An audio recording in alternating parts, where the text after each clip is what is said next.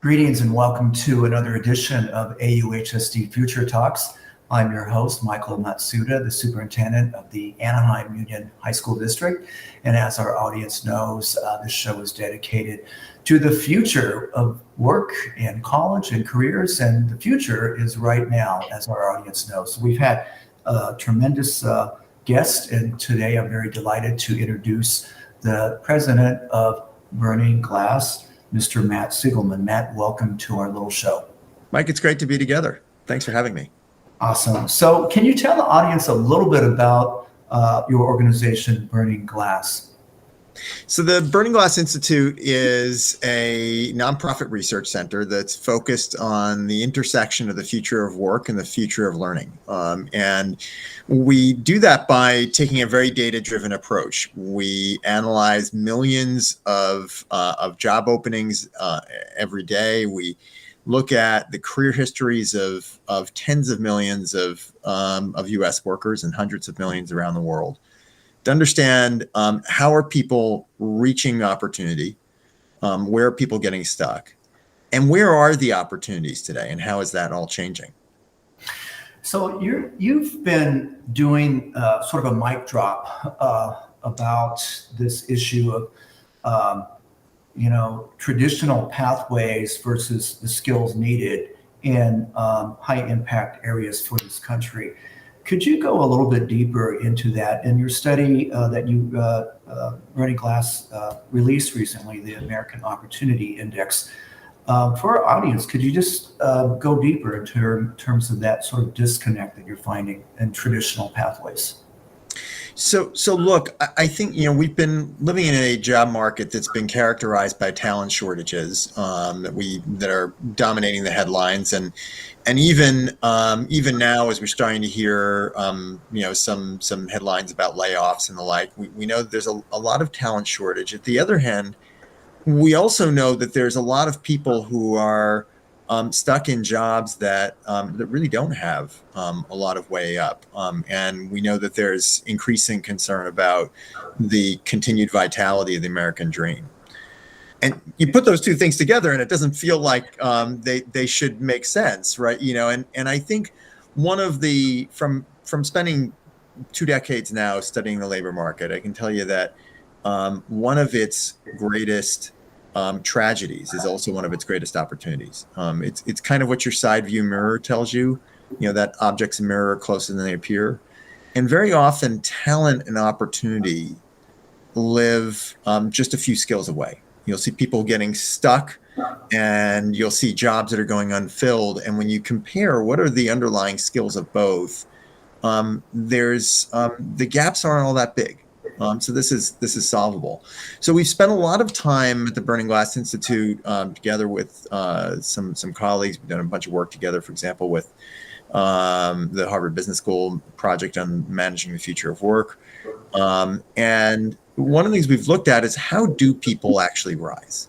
And first of all, there's some good news here, right? So we've done some earlier work both together, again with my colleague Joe Fuller at Harvard, and also some work that we've done earlier with the Schultz Family Foundation, where we looked at, in one case, people who are stuck in what are often called poverty trap jobs, and looked at, kind of, do they rise, and if so, how? And then similarly, we did some work together with Schultz looking at people who are often referred to as opportunity youth. So these are young adults who are not in school and not in a job, so considered very high risk. In both cases, we found about half on the one side of people in poverty trap jobs and the other side of opportunity youth had over the course of 5 years progressed to living wage jobs. So on the one hand, that says that it's possible to climb. On the other hand, the glass is half empty, right? So there's a lot of people who are still getting stuck. Now, when we looked into that, one of the things that surprised us, we looked at, kind of how do people rise, and we found that, what job you're in, what career you start in matters a bunch, what sector you work in, what industry. what kind of pattern you have of switching jobs, all those things make sense. But one of the biggest factors, Mike, was where you work. That is what company you work for. And so you could literally have two workers who are working in the exact same role at directly competing employers who have entirely different prospects of moving up.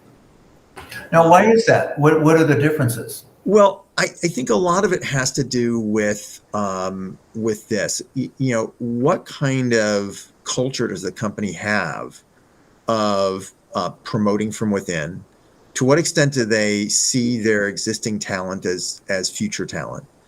That sounds pretty basic. That of course you're going to look at people and their potential, but actually it's actually pretty hard. It's a different mindset to look at somebody who's working as a clerk and be able to say, hey, she could be my cyber analyst tomorrow. And most companies don't necessarily have that. So we set out to measure to what extent companies are unlocking opportunity for their workers. And so we track the careers of 3 million people who are working at Fortune 250 companies over the course of 5 years. And we looked at what happened to them. So this is very much about creating a yardstick about outcomes. It's not about looking and saying, well, hey, here's a company that's offering certain kinds of benefits. Just, hey, did their workers rise? Did their workers get stuck?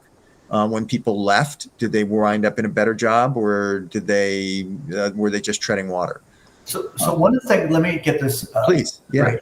One of the things is that you've identified sort of a disconnect between formal education and skills, and I think that's a huge mic drop, because you're talking about maybe re-examining bachelor's degrees or master's degrees. And here's someone, Matt, you have an MBA from Harvard and your bachelor's from Princeton. So, and I know your organization has really changed a lot of folks' thinking. And in fact, I'm looking at this headline from Pennsylvania Office of the Governor, how they're re-examining the bachelor's degrees. And this is something that former President Barack Obama actually praised, that we need to re-examine sort of the gatekeepers. Can you go a little bit deeper into that disconnect?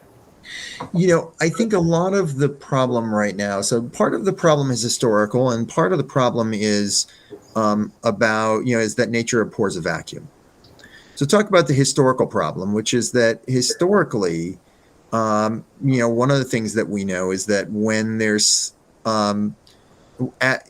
in past recessions, as there's more unemployment, you find that employers tend to erect degree requirements. They think, okay, well, if I can have my pick of having somebody with a degree or without a degree, I might as well pick the person with the degree. And then, by the way, once those degree requirements are there, you don't necessarily take them out. In fact, I often feel like looking through the billions of job postings we've collected together with colleagues at a company called Lightcast, which I founded a number of years ago. But one of the things you kind of get a sense of is being kind of a little bit of an archaeologist, because of these layers of sediment. Somebody put in a requirement at some point over the time and it just stuck.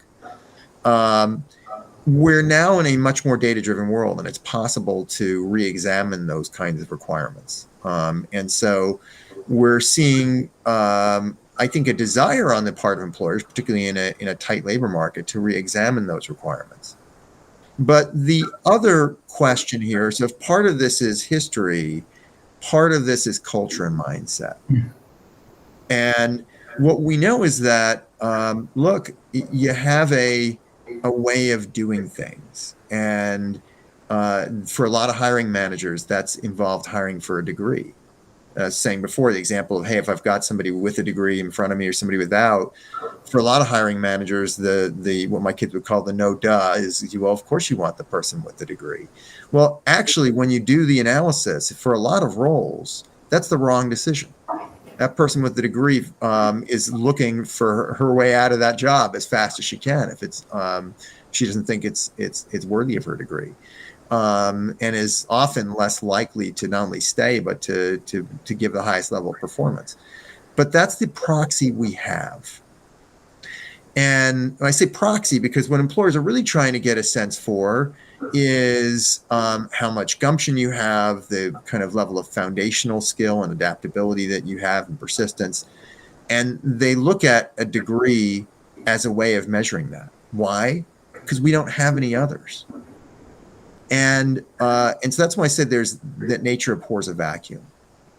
Right now, we've got not a lack of other credentials. The U.S. Chamber of Commerce tracks demand for something like 1.2 million credentials out there through their credential engine project, which is a terrific endeavor. But here's the problem. There's I always have to remind people there's only 114,000 words in the Oxford English Dictionary. So we have 1.2 million credentials and only 114,000 words in the English language. Yeah. Our problem is not that we don't have enough credentials. Our problem is that we have no way of making sense of all of them. Mm-hmm. And so as long as you've got that kind of chaos, that inability to hear the signal from the noise, to distinguish the signal from the noise, you're going to continue to have employers relying on inefficient proxies like college degrees. I'm very interested in this topic in terms of what does AI do to the workforce as well.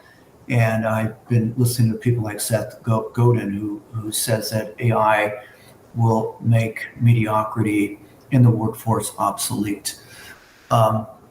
And when you look at ChatGPT and all of that, so we're really looking at it from also from an education K-12 standpoint as well. But can you comment on some of this? Because now the chat is all about AI and its effect on the workforce. What are your thoughts on that? So, first of all, in general, I'm an optimist. I do believe both in general, both in life and with regard to AI. I do believe that there are tremendous capabilities that AI puts at the disposal of workers across a broad array of occupations.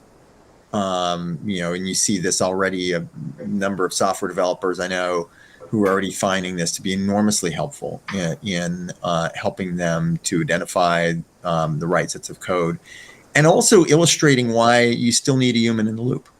Because even with really surprisingly effective capabilities, there's a level of judgment that's required to be able to evaluate different potential strings of code, to be able to integrate the best of various kinds, to be able to understand truly what's fit for purpose. And I think we're a long way from the human being out of the loop, if that's ever possible. And so all of that says there's a lot of opportunity here to really empower people and to make people's work more valuable. And more in a minute on why I think that's so important right now. But go ahead. Sorry. No, I think that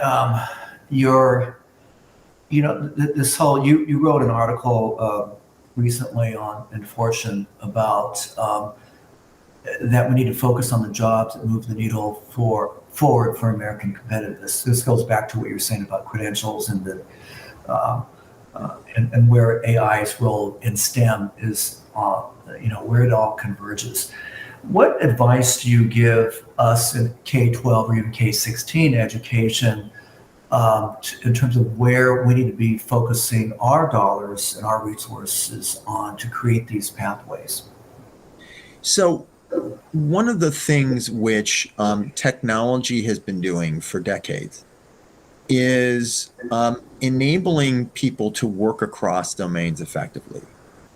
It's been also taking advanced technology out of the exclusive domain of specialists and providing access to it to lay folks like us. That's incredibly exciting. And you can see that already. There's a lot of things that you're able to do, even through something like Microsoft Office that, that you would have needed, if you wanted to have a spreadsheet or something like that, you needed an accountant or something like that before. Now you can create your own financial models, and a lot of people do. So there's also just one very small example, but you see those across the board. So the question here is, what gives people the ability to leverage those capabilities and make the most effective use of technology. In other words, if technology is now increasingly out of the domain of specialists into the domain of things that everyone should be able to use, what skills give each of us the ability to maximize that? And I would say that a core part of this is doubling down on the heritage of American education, both at the K-12 level and certainly America's liberal arts tradition, in making sure that everyone's got real strength around core foundational skills. My core foundational skills, though, I think it's important to recognize that goes beyond the 3 R's. 4 R's? Gosh, I can't even remember. Reading, writing, arithmetic. Okay, 3. But increasingly now, the world of foundational skills involves sets of data skills, sets of technology skills, and sets of business skills that everybody needs. I know business skills sounds a little bit unorthodox to say that every K-12 student should be acquiring certain business skills, but take something like project management. Whether you're going into construction, whether you're going to IT, whether you're going to be going to nursing. Nurses increasingly... That's the 4th R, relational skills. The relational. I like it. Right. So, I knew I was saying 4 R's for a reason. Yeah. What do you say, Matt, to those who are into, well, this whole equity? Because I know that your equity is in your heart. It's basically a driver. But there are some who might say, well, Matt, what you're doing is sort of dumbing it down when you say that we need to, because we've been fighting, people have been in social justice fighting for a bachelor's degree, like getting into college, and getting that degree is such a measure of equity. I think the question is, why is getting a degree a measure of equity? I think I want to go back to, I think there's 2 parts of what the implications are of this are for how we pursue a more equitable workplace and a more equitable society. I'd say, first of all, we need to make sure that the jobs that are going to define America's future, the jobs that are going to define American competitiveness in the decades ahead, are ones to which everyone has access. That's not just a point of what's fair. It's a point of what we need in order to be competitive. You can't win a game if you've got half your team on the bench. 60% of Americans don't have a college degree. We can't be truly competitive. We can't have the talent base we need at a time when we can't, unfortunately, can't seem to agree on a strategy for broadening immigration. And at the same time, we have declining demographics. We've got the workforce that's shrinking for the first time in history. So that means that we've got to make sure everyone's coming along. So if there's ways that we can, pathways that we can unlock, then we need to do it. At the same time, and sorry, Mike, just one other quick thing on this. But that also doesn't mean that we shouldn't be working very hard to make sure that we have good routes into and beyond degrees for everyone as well. But the thing I would say there is we need to hold ourselves to a higher bar. Right now, we've been fighting very hard and appropriately to increase representation on campus at colleges and universities. And we've made terrific progress, hopefully more. And obviously we're all worried about where the court's going to come down in June. But no matter what is decided, we also know that Black and Latino students are underserved at colleges and universities. We know that the percentage of students who graduate is lower. We know that the chances that Black and Latino students wind up underemployed, that is in jobs that aren't worthy of their degree, is much higher. The list goes on. The chance their lifetime earnings are lower. And so if we're going to truly work to have to ensure the equity of our education system and our higher education system in particular, we need to set our equity compass on outcomes, not just on representation on campus. That's a big challenge for the system, which operates under years of sort of CYA, right? Because it takes a lot of courage to say we don't necessarily have to require a bachelor's or an MBA if we're focused on skills. And we're beginning to see some movement there. Could you share with our listeners what that movement is in terms of corporations or states that are re-examining the need for these degrees? So it's been a very exciting moment. We've done some work tracking the progress of what's called skills-based hiring. So this is employers hiring not for a specific degree, but hiring for but looking actually at the skills that applicants bring with them and see whether they're the right sets of skills. Overall, our research shows about a 14% decline in the prevalence of employers requiring degrees for the jobs that they have open. That's good news. But I think it's important to recognize as well that there's still a gap between policy, in other words, what employers are trying to affect, and I think trying to affect with good sincerity, and practice in terms of what's actually bearing out. So, for example, in our analysis, we looked at a bunch of, we focused on the tech industry because the tech industry has been very vocal about saying, hey, we don't care whether you have a degree, we just care whether you can code. But we found that for a lot of the big tech players, most of their jobs still require a degree. And that hasn't necessarily changed. And so I think what that shows is that to make progress, again, we need alternatives, number one. And number two, we've got to find ways to help hiring managers get past their assumptions about people without degrees. Well, we have a very robust internship and mentoring with over 100 corporations, and I've had the opportunity to meet some CEOs and HR directors, and they still do hire, especially in STEM fields, with a degree, but they said this point that you made earlier, they lack project management skills. They lack basic customer service skills. And so that's really informed me and educators that are trying to realign what we teach and how we teach to focus on these skills, communication, creativity, collaboration, critical thinking, and we have compassion, which we're trying to develop sort of this whole child, right? So they become more actualized, self-actualized adults and navigating this complex area. So I think, as you pointed out, we are really at a critical junction. And in this article, you say that, I think America, and I would agree with you, that America needs a pathway forward that appeals to the right and the left, right? And your bottom line is like, hey, we need to focus on these critical jobs if America is to stay competitive. And I think in the few minutes left, can you double down on your point about appealing to both sides of the spectrum? Because people like me, we're caught in the middle in these public school debates right now.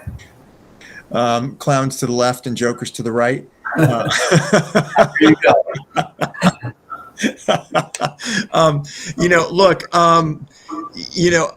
I think this is a unique moment because on the one hand, there's so much rancor out there, and on the other side, I think there's a growing awareness on all sides of the spectrum that we need to be doing better for American workers.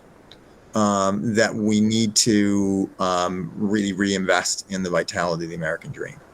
And so things like apprenticeships, and I know that you've been very active in Anaheim at making sure that there are direct paths to help students who to get trained into jobs that give them a career and give them options of what they can do if they aren't going to go on to college. Things like your partnership with Grow with Google, and making sure that every student has access to the kinds of skills that will give them optionality and currency in the market, regardless of where they're going, are things which I think we can all agree on as being really important. So I think there's a lot of good news here. There's a lot of bipartisan support for apprenticeships. There's a lot of bipartisan support for policies that are putting American workers forward. And what I'd sort of leave here is this: what we need to do together as a nation is say, look, there's certain sets of talent that we're going to need, and which are key to providing workers with upward opportunity. At the same time, are key to providing, to building competitiveness and to addressing employer pain points, issues of both the left and the right. And how do we make sure that we are unlocking talent for those jobs that in turn unlock opportunity for people? I think when we can do that, I like I said before, I'm an optimist, and maybe this proves I'm not just an optimist but naive. But I really think that there's a way forward that is a very bright one. Matt, I know our time is out, but I was really looking forward to this because of obviously this level of discussion is needed in America. We need people that are big thinkers that can bring our country together so that we can move forward and retain our status as just a great and powerful country. Matt, on behalf of our little community of 27,000 students in Anaheim, we are so grateful to have you as a guest, and we look forward to hearing more about Burning Glass and the American Opportunity Index. Thank you so much. Thanks so much.